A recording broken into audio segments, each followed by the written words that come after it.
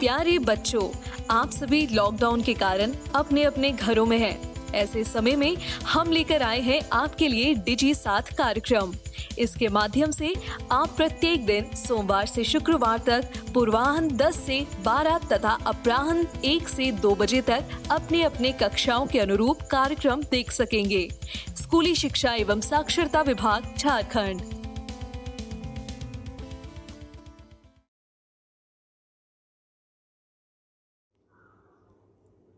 नमस्ते दोस्तों, झारखंड सरकार के डीजी साथ प्रोग्राम में आप सभी का स्वागत है। आज के इस वीडियो में हम दूरदर्शन के माध्यम से क्लास 10 और क्लास 12 की पढ़ाई करेंगे। तो चलिए देखते हैं कि हम आज क्या पढ़ेंगे।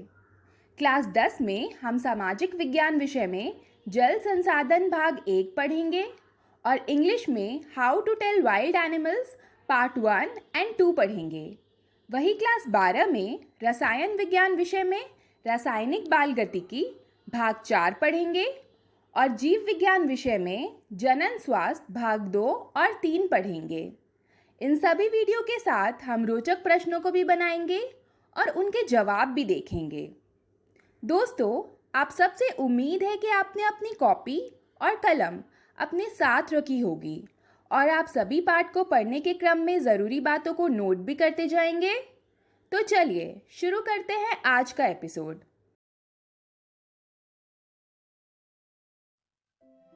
नमस्कार दोस्तों, आज हम एक नया अध्याय शुरू करने जा रहे हैं जिसका शीर्षक है जल संसाधन। इस वीडियो में हम सबसे पहले जल संसाधन के परिचय करेंगे और जल दुर्लभता के बारे में चर्चा करेंगे। इसके साथ साथ हम बांधों के उपयोग और बांधों से नुकसान के बारे में पढ़ेंगे। तो चलिए शुरू करते हैं। दोस्तों, जैसा कि आप जानते हैं कि 3/4 धरातल जल से ढका हुआ है, परंतु इसमें प्रयोग में लाने योग्य अल्वर्णीय जल का अनुपात बहुत कम है। अल्वर्णीय जल का अर्थ है ताजा पानी। विश्व में जल के आयतन का 96.5% भाग महासागरों में पाया जाता है और केवल 2.5% अल्वर्णीय जल है। यह अल्वर्णीय जल हमें सतही अफवाह और भौम जल स्रोत से प्राप्त होता है, जिनका लगातार नवीकरण और पुनर्भरण जलीय चक्र करता है। सारा जल जलीय चक्र में गतिशील रहता है, जिससे जल नवीकरण सुनिश्चित होता है। जल दुर्लभता का आसान शब्दों में अर्थ है जल की कमी।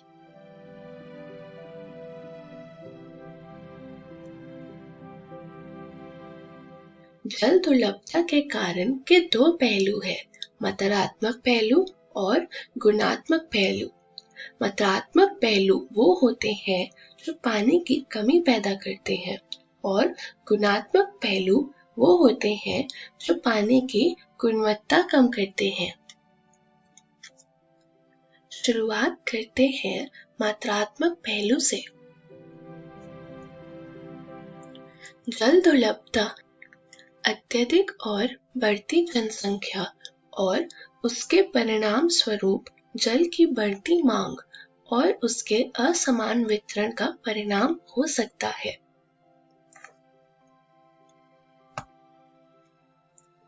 अधिकतर जल की कमी इसके अतिशोषण, अत्यधिक प्रयोग और समाज के विभिन्न वर्गों में जल के असमान वितरण से होती है।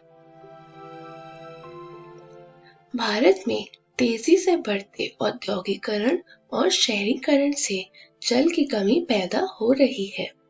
उद्योगों की बढ़ती हुई संख्या के कारण अम्लीय जल संसाधनों पर दबाव बढ़ रहा है। वर्तमान समय में भारत में कुल विद्युत का लगभग 22% भाग जल विद्युत से प्राप्त होता है।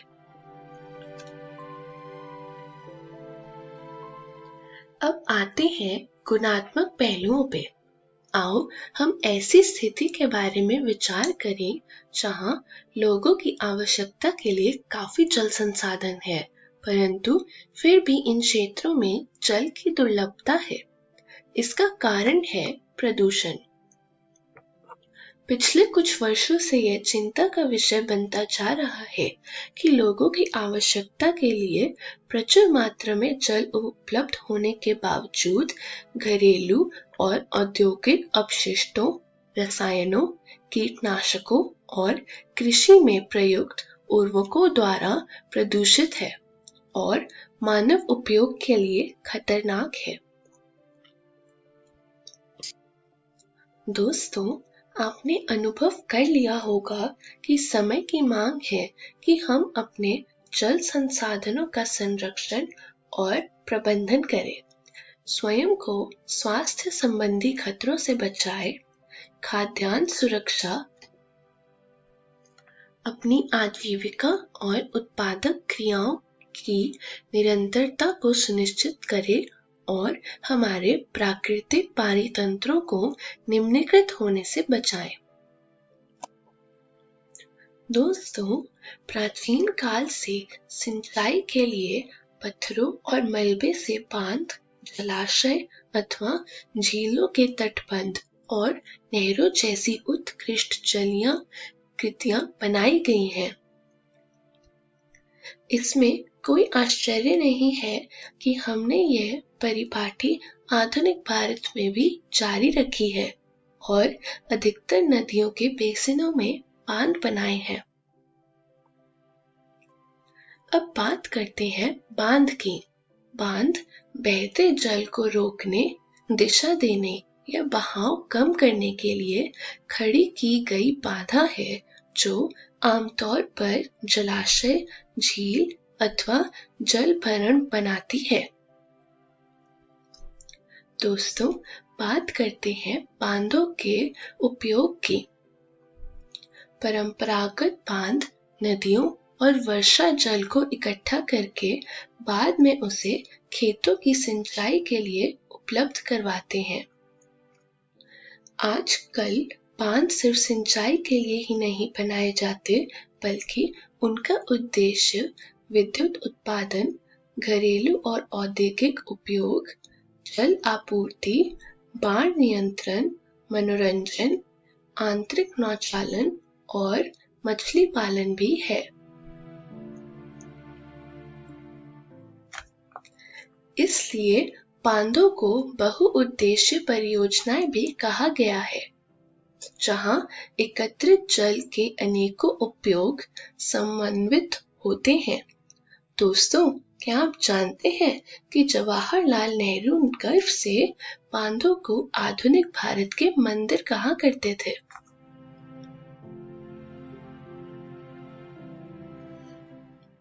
पिछले कुछ वर्षों में बहुउद्देशीय परियोजनाएं और बड़े बांधों के नुकसान सामने आए हैं। आइए इन नुकसानों को समझें।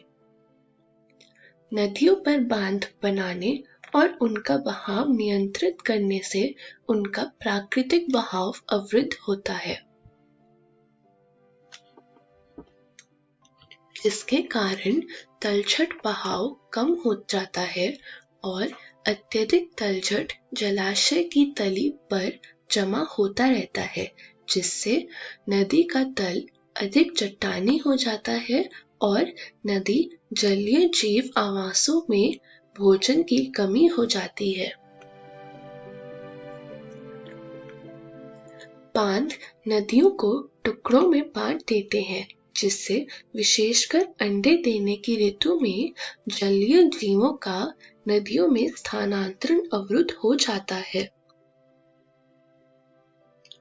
बाढ़ के मैदान में बनाए जाने वाले जलाशयों द्वारा वहां मौजूद वनस्पति और मिट्टियां जल में डूब जाती हैं। तीसरा नुकसान यह है कि स्थानीय समुदायों का वृहद स्तर पर विस्थापन होता है। आमतौर पर स्थानीय लोगों को उनकी जमीन, आजीविका और संसाधनों से लगाव एवं नियंत्रण देश की बेहतरी के लिए कुर्बान करना पड़ता है। सिंचाई ने कई क्षेत्रों में फसल प्रारूप परिवर्तित कर दिया है, जहां किसान जलगहन और वाणिज्य फसलों की ओर आकर्षित हो रहे हैं। इससे मृदाओं के लवणीकरण जैसी गंभीर पारिस्थितिकी परिणाम हो सकती है। इसी दौरान अमीर भूमि मालिकों और गरीब भूमिहीनों में सामाजिक दूरी बढ़ाकर सामाजिक परिदृश्य बदल दिया है। नदी परियोजनाओं पर उठी अधिकतर आपत्तियां उनके उद्देश्यों में विफल हो जाने पर है। यह एक विडंबना ही है कि जो बांध बाढ़ नियंत्रण के लिए बनाए जाते हैं, उनके जलाशयों में तलछट जमा होने से वह बाढ़ आने का कारण बन जाते हैं। तो दोस्तों, इसी के साथ इस पाठ का पहला भाग समाप्त होता है। इस वीडियो में हमने जल संसाधन का परिचय किया, जल दुर्लभता के कारण जाने और बहुउद्देशीय नदी परियोजना के बारे में जाना। अगली वीडियो में हम बांधों से संबंधित सामाजिक आंदोलन के बारे में पढ़ेंगे और वर्षा जल संग्रहण के बारे में जानेंगे।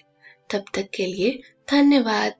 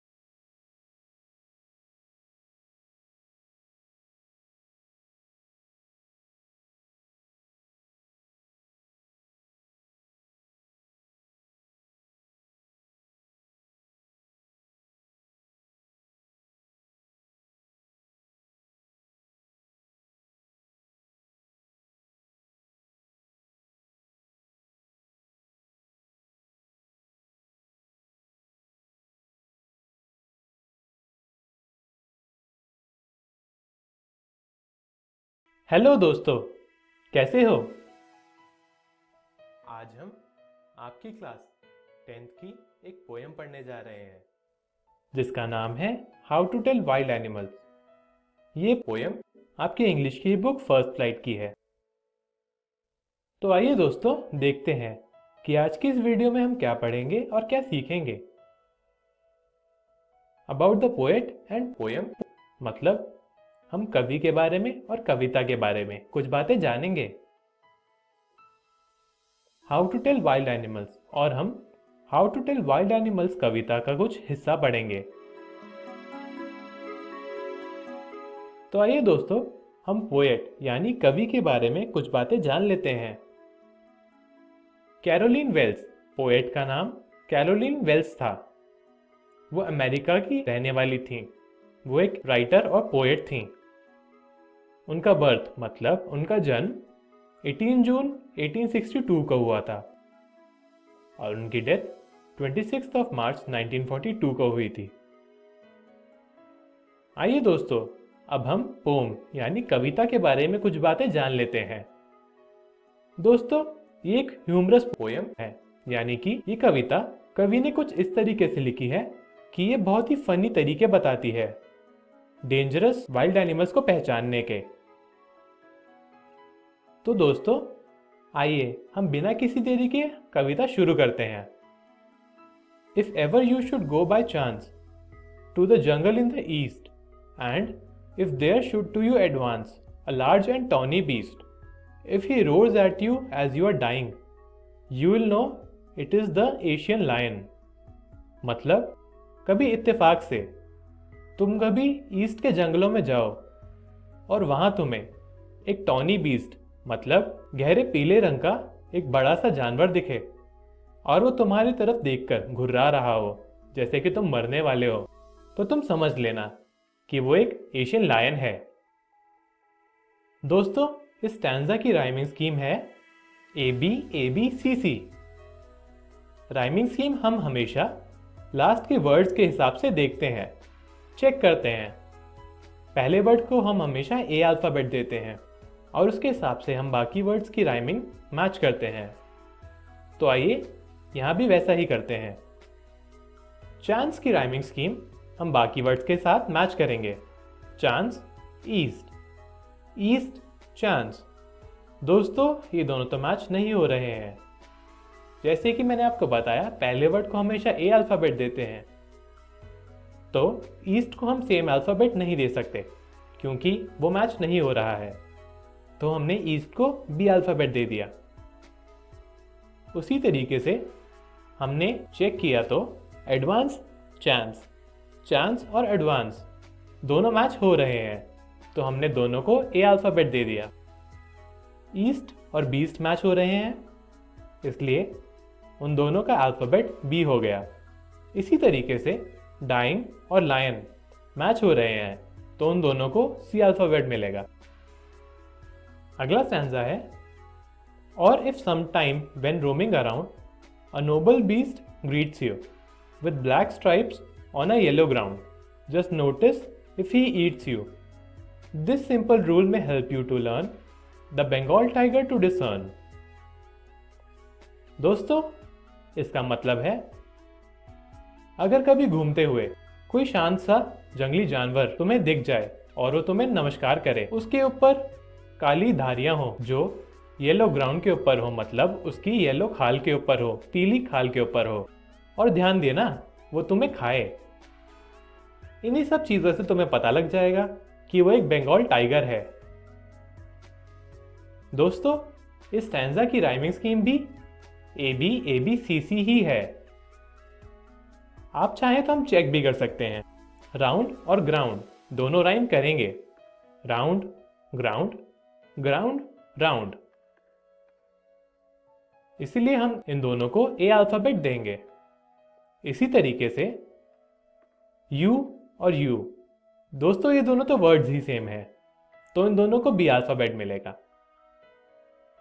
और B अल्फ़ाबेट इसलिए मिलेगा क्योंकि U जो वर्ड है वो राउंड या ग्राउंड के साथ मैच नहीं हो रहा है।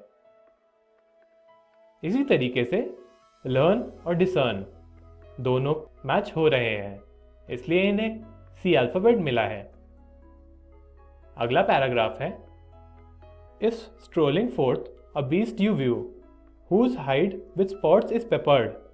As soon as he leapt on you, you will know it is the leopard. It will do no good to roar with pain, he'll only leap and leap again।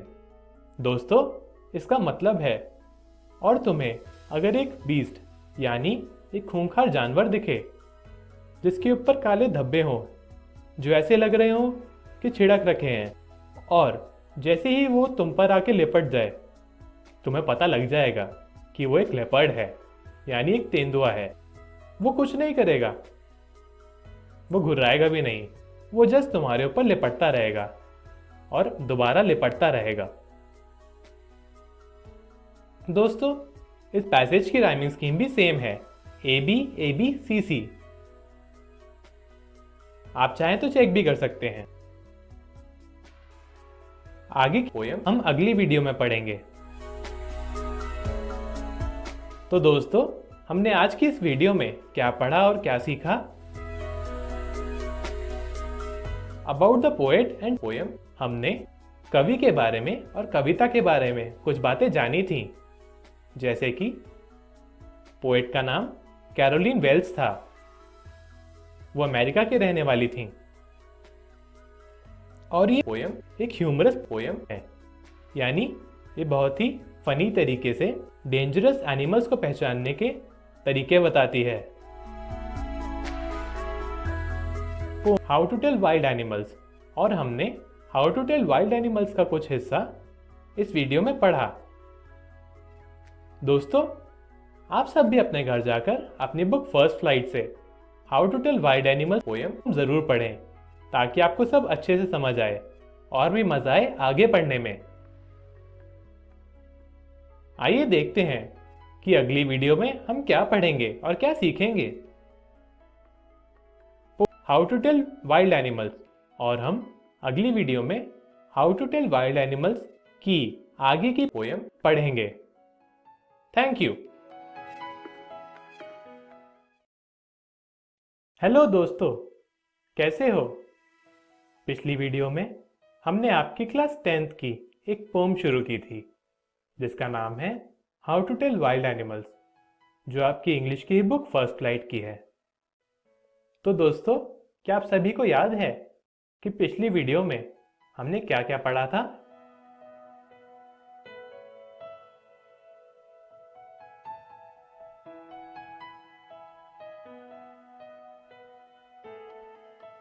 About the poet and poem, मतलब हमने कवि के बारे में और कविता के बारे में कुछ बातें जानी थी, जैसे कि पोएट का नाम कैरोलिन वेल्स था, वह अमेरिका की रहने वाली थी, और ये एक ह्यूमरस पोम है जो बहुत फनी तरीके बताती है वाइल्ड एनिमल्स को पहचानने के। Poem how to tell wild animals, और हमने how to tell wild animals poem का कुछ हिस्सा पढ़ा था। तो आइए दोस्तों, देखते हैं कि आज की इस वीडियो में हम क्या पढ़ेंगे और क्या सीखेंगे। Poem how to tell wild animals, और हम how to tell wild animals poem का आगे का हिस्सा पढ़ेंगे। आगे की पोम कुछ इस तरह है। If when you are walking round your yard you meet a creature there who hugs you very very hard, be sure it is a bear. If you have any doubts, I guess he'll give you just one more cares. दोस्तों, इस stanza का मतलब है, अगर तुम पैदल चल रहे हो और तुम्हें एक क्रिएचर दिखे, यानी एक जंतु दिखे जो तुम्हें बहुत जोर से हग कर ले, यानी कि बहुत जोर से गले लगा ले, तो तुम श्योर हो जाना, मतलब पक्के हो जाना कि वो एक भालू ही होगा।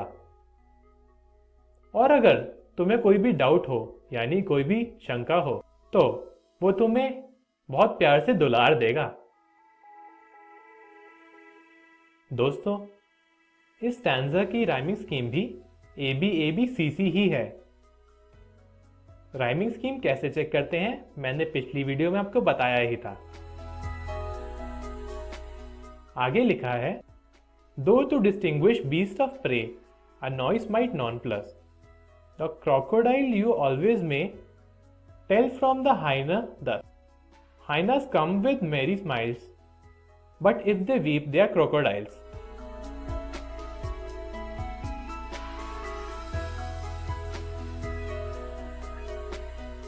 दोस्तों, इस स्टैंजा का मतलब है कि इन दो बीस्ट में, मतलब इन दो जानवरों में डिस्टिंग्विश करना बहुत डिफिकल्ट है, यानी कि इन दोनों जानवरों में पहचानना बहुत मुश्किल है। हमें लगता है कि वो क्रोकोडाइल ही होगा, यानी मगरमच्छ ही होगा। लेकिन अगर वो तुम्हें खाए और वो मुस्कुरा रहा हो तो वो हाइना होगा। अगर वो रो रहा हो तो वो क्रोकोडाइल होगा, यानी मगरमच्छ होगा। दोस्तों, इस स्टैंजा की राइमिंग स्कीम ABABCC है।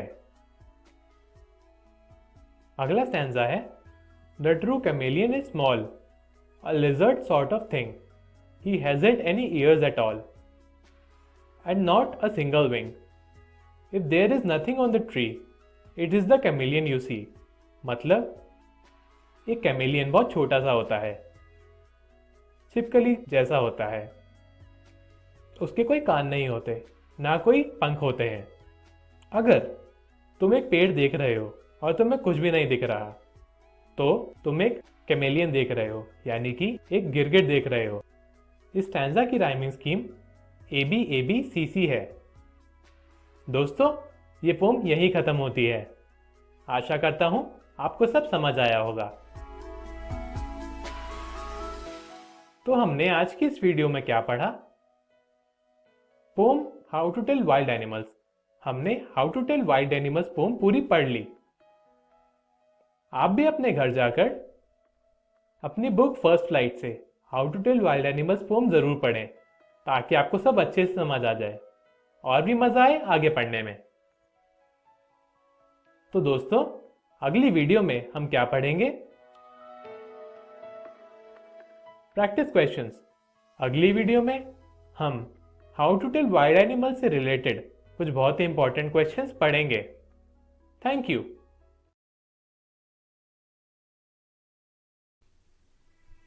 नमस्कार दोस्तों, आज हम रासायनिक बलगतिकी का चौथा भाग शुरू करने जा रहे हैं।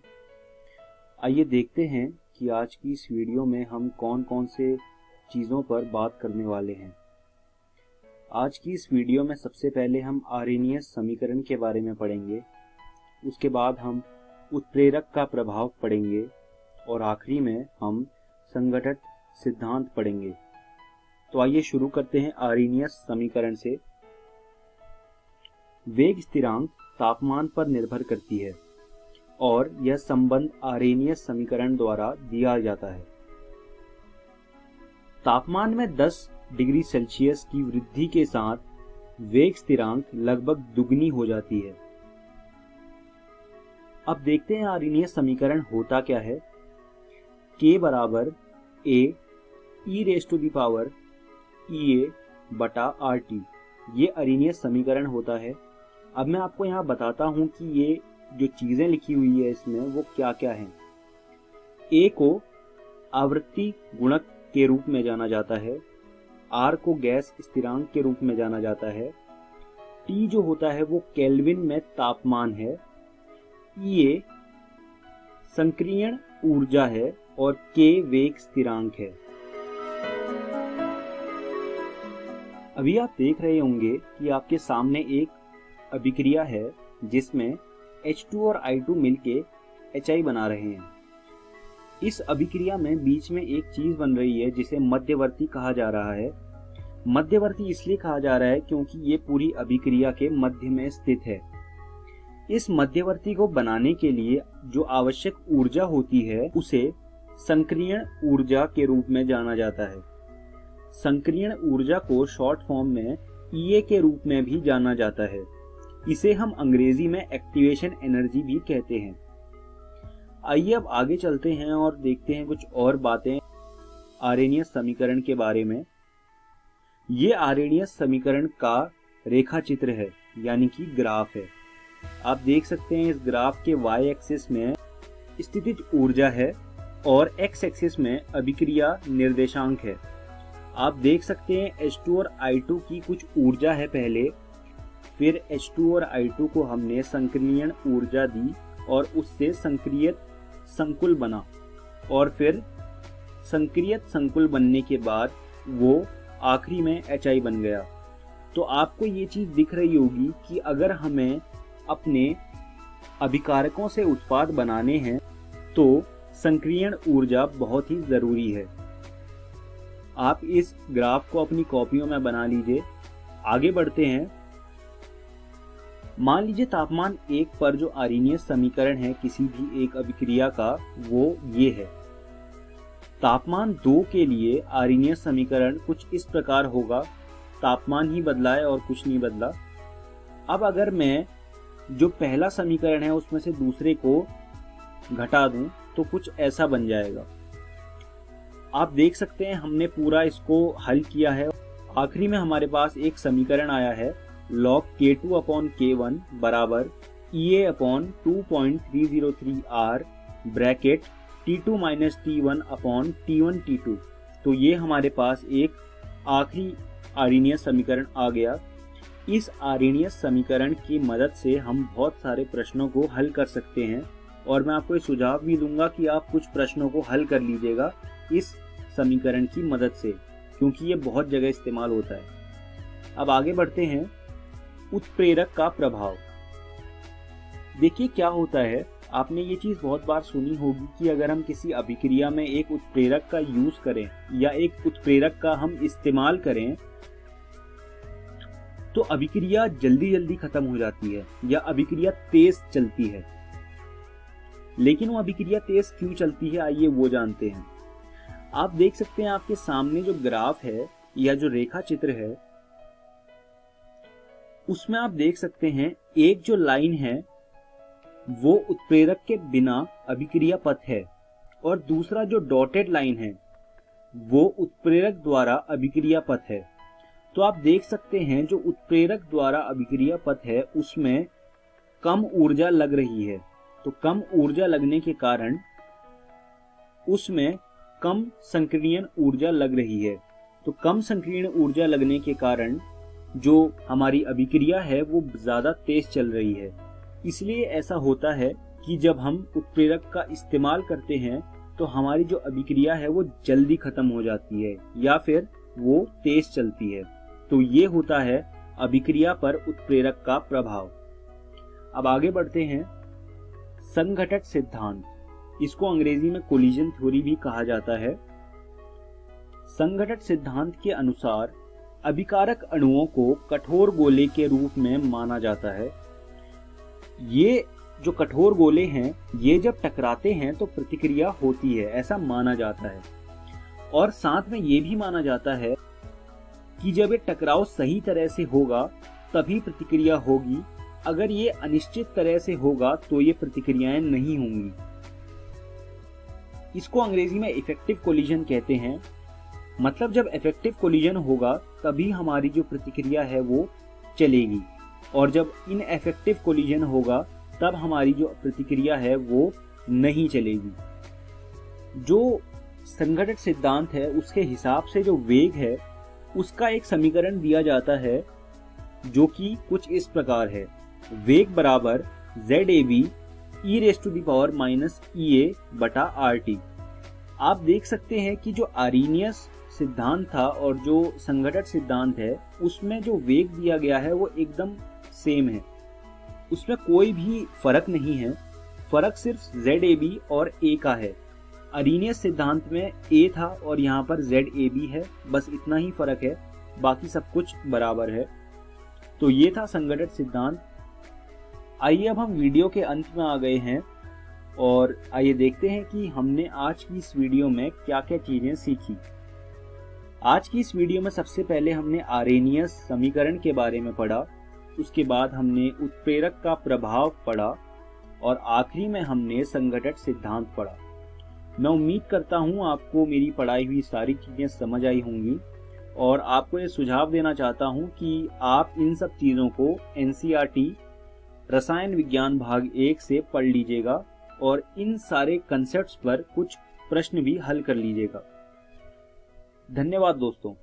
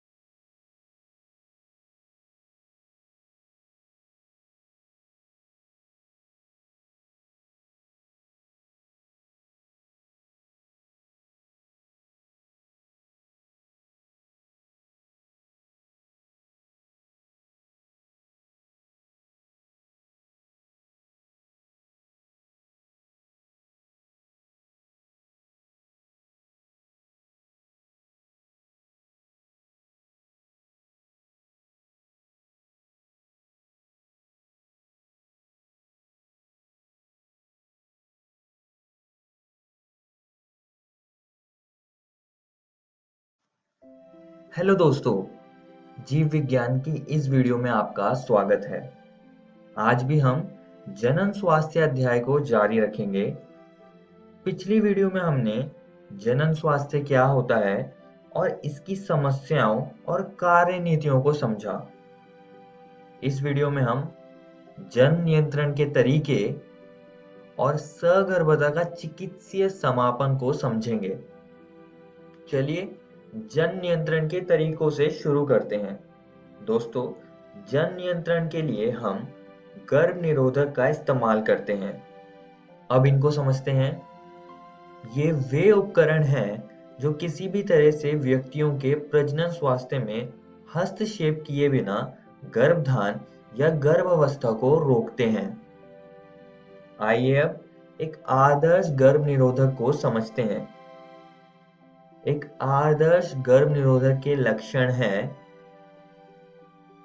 ये यूजर फ्रेंडली होता है, जिसका मतलब है कि कोई भी व्यक्ति इसे आसानी से इस्तेमाल कर सके। ये आसानी से उपलब्ध होने चाहिए। ये प्रभावी भी होने चाहिए, जिसका मतलब है कि गर्भावस्था को रोकने में पूरी तरह से समर्थ होने चाहिए। गर्भ निरोधक में दुष्प्रभावों की अनुपस्थिति होनी चाहिए और ये प्रतिवर्ती भी हो, जिसका अर्थ है कि कोई भी दंपत्ति जब भी चाहे इसको हटाकर संतान पैदा कर सके। आइए अब गर्भ निरोधक के तरीकों को समझते हैं। पहला तरीका है प्राकृतिक विधियां। दूसरा है रोध विधियां, अंतःगर्भाशय युक्ति, गर्भ निरोधक गोली, अंतरोर तथा टीका और शल्य क्रिया विधियां। अब हम इन सारी विधियों के बारे में एक एक करके समझेंगे। चलिए प्राकृतिक विधियों से शुरू करते हैं। इन विधियों में गर्भ निरोध के लिए किसी उपकरण, दवाई आदि की आवश्यकता नहीं होती है। इसमें सबसे पहली विधि है आवधिक संयम। अब इसमें एक दंपत्ति मैथुन से बचते हैं जब अंडोत्सर्ग हो सकता है। सबसे अच्छा यही होगा कि महावरी चक्र के 10 से 17वें दिन तक मैथुन से बचें। अगली प्राकृतिक विधि है बाह्य स्खलन या अंतरित मैथुन।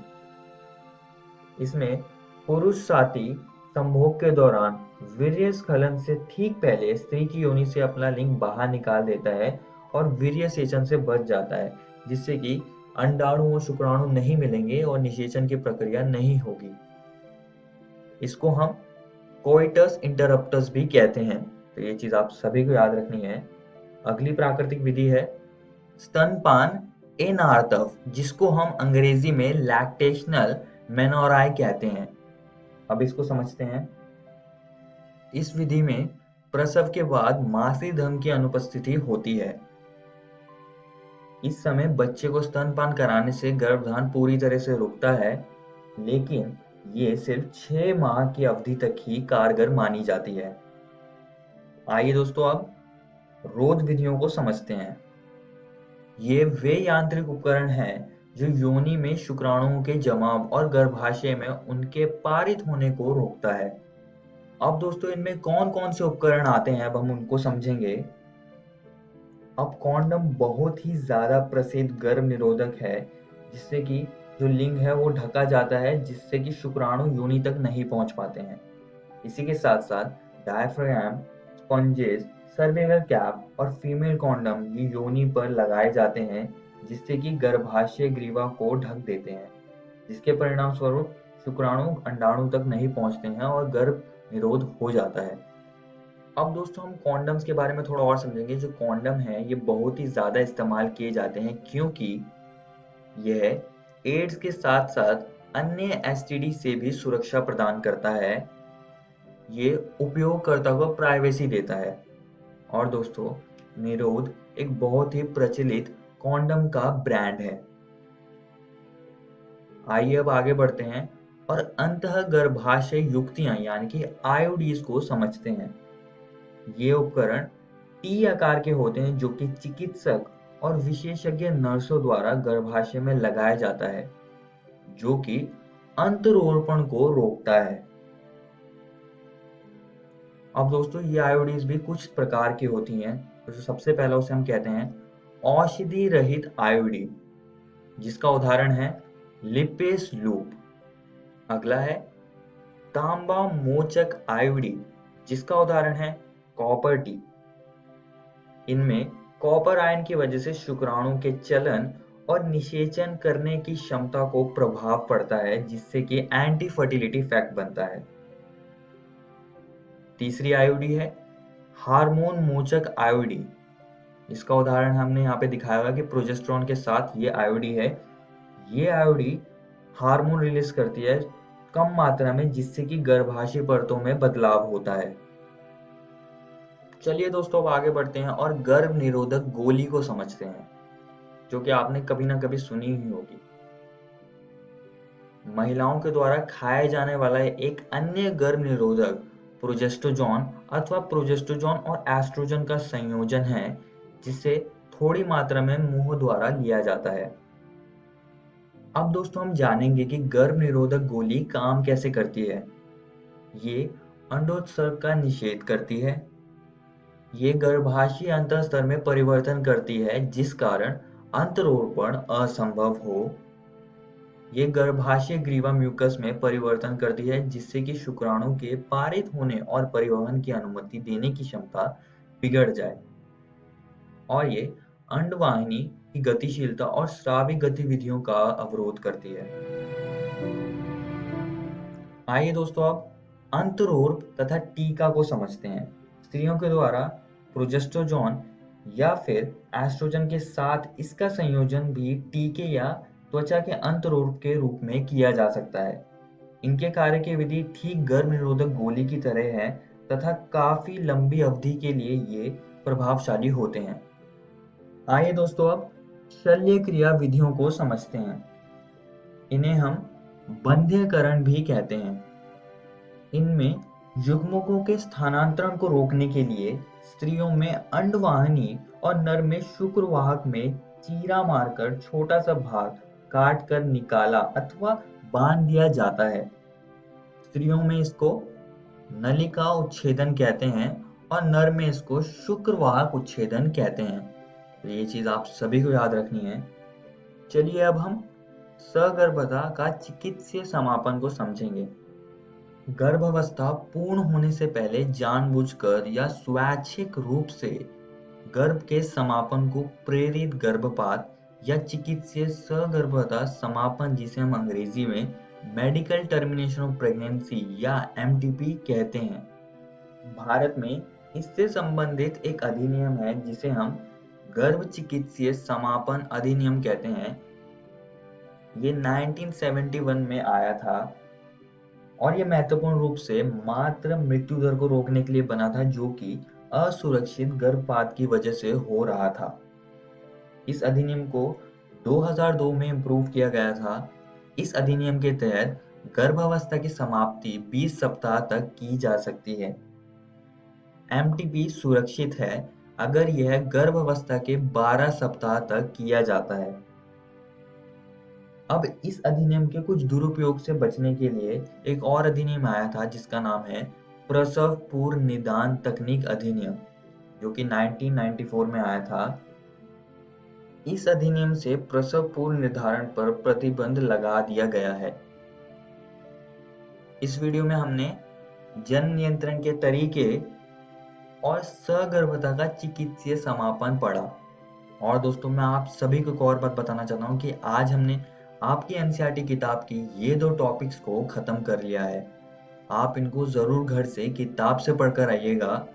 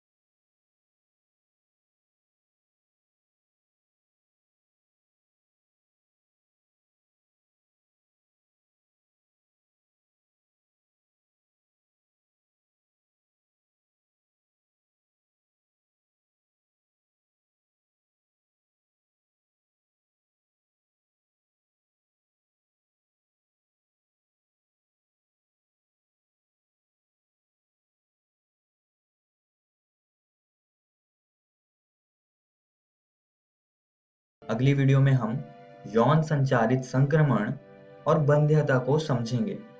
धन्यवाद। हेलो दोस्तों, जीव विज्ञान की इस वीडियो में आपका स्वागत है।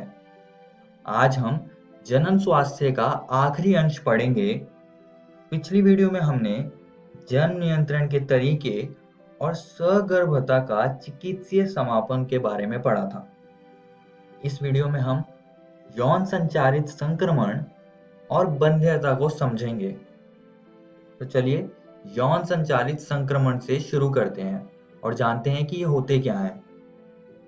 रोग या संक्रमण जो मैथुन द्वारा संचारित होते हैं, उन्हें सामूहिक तौर पर यौन संचारित संक्रमण STI या रतिज रोग यानी कि VD अथवा जनन मार्ग संक्रमण यानी कि RTI कहा जाता है।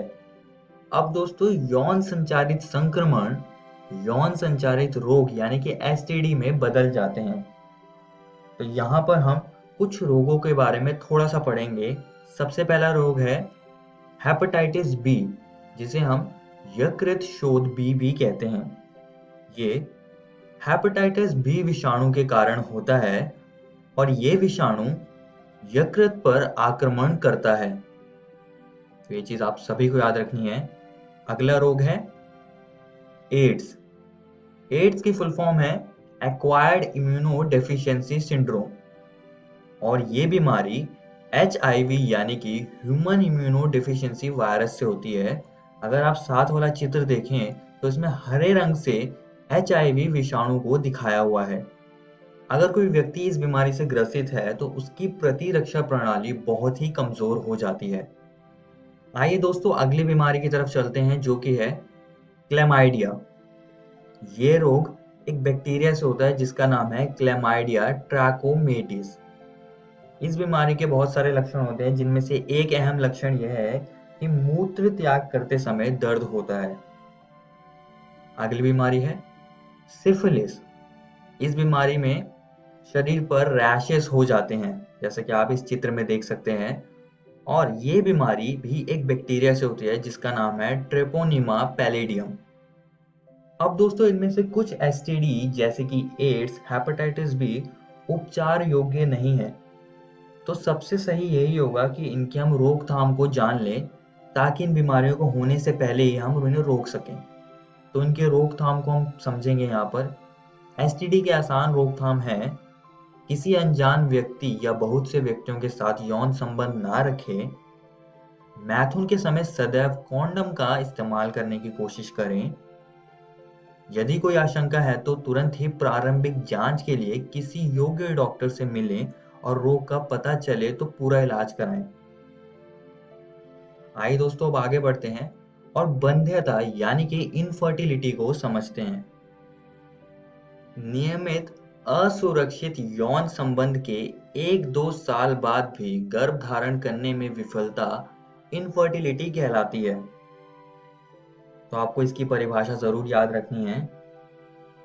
अब दोस्तों, कुछ दंपति जो कि संतान पैदा नहीं कर सकते, उनकी हम मदद कर सकते हैं इन सहायक जनन प्रौद्योगिकियों से, जिसे हम ART भी कहते हैं, जिससे कि वे संतान पैदा कर सकें। अब इनको समझते हैं। सहायक जनन प्रौद्योगिकियां मुख्य रूप से बंध्यता को दूर करने के लिए उपयोग की जाने वाली चिकित्सा प्रक्रियाएं हैं। इसमें कुछ प्रक्रियाएं शामिल हैं, जैसे कि IVF यानी कि in vitro fertilization, zygote intrafallopian transfer यानी कि ZIFT, फैलोपी नलिका में स्थानांतरण यानी कि GIFT, कृत्रिम वीर्य सेचन और अंतःकोशिकीय शुक्राणु निक्षेपण यानी कि ICSI। अब हम इन प्रक्रियाओं को एक एक करके समझेंगे। सबसे पहले IVF यानी कि इन विट्रो फर्टिलाइजेशन को समझते हैं। अब दोस्तों, इस तकनीक में प्रयोगशाला के अंदर एक स्वस्थ शुक्राणु और अंडाणु का निषेचन करवाया जाता है।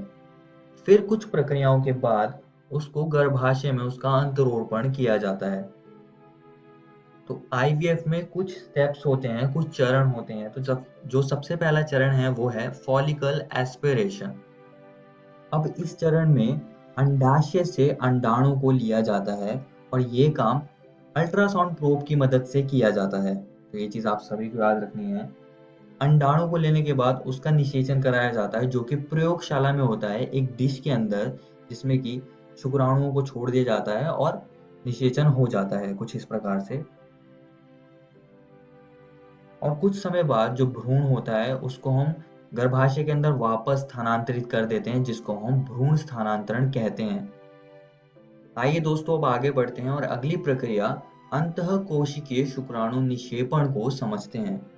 अब इसमें भी वही मोटिव होता है कि हमको निषेचन करवाना होता है किसी हेल्दी शुक्राणु और एक अंडाणु के बीच में, और ये सारा एक डिश में होता है। पर यहाँ पर एक सुई की मदद से ये किया जाता है, जिसमें कि एक अकेले शुक्राणु को अंडाणु के अंदर छोड़ दिया जाता है निषेचन करने के लिए।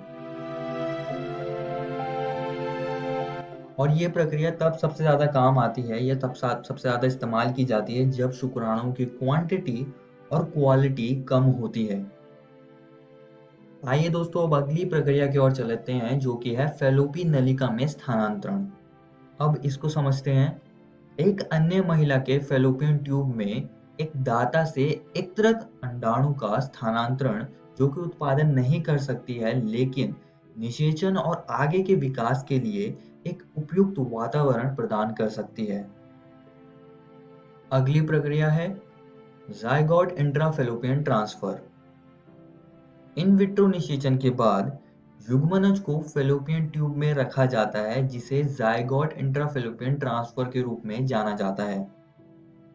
भ्रूण जब 8 ब्लास्टोमियर से अधिक का होता है तो उसे परिवर्धन हेतु गर्भाशय में स्थानांतरित कर दिया जाता है। इसे इंट्रायूट्राइन ट्रांसफर कहते हैं। तो ये चीज आप सभी को याद रखनी है।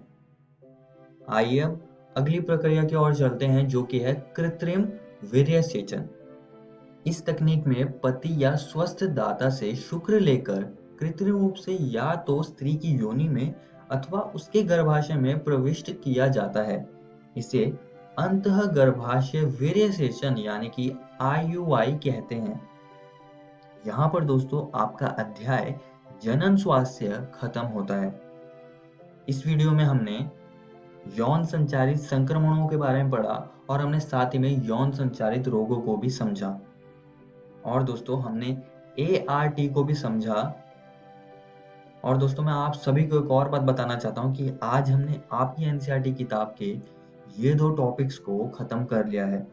आप इनको जरूर घर से किताब से पढ़कर आइएगा। अगली वीडियो में हम प्रैक्टिस क्वेश्चंस का वीडियो देखेंगे, जिसमें कि हम जानेंगे कि इस अध्याय से किस प्रकार के प्रश्न आपसे परीक्षा में पूछे जा सकते हैं। धन्यवाद।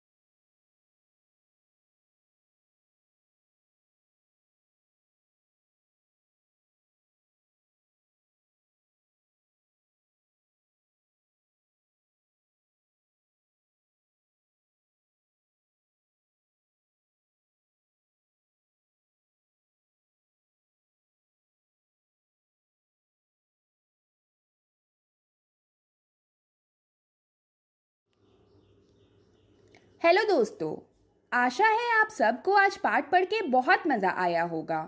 तो चलिए देख लेते हैं कि आज हमने क्या पढ़ा।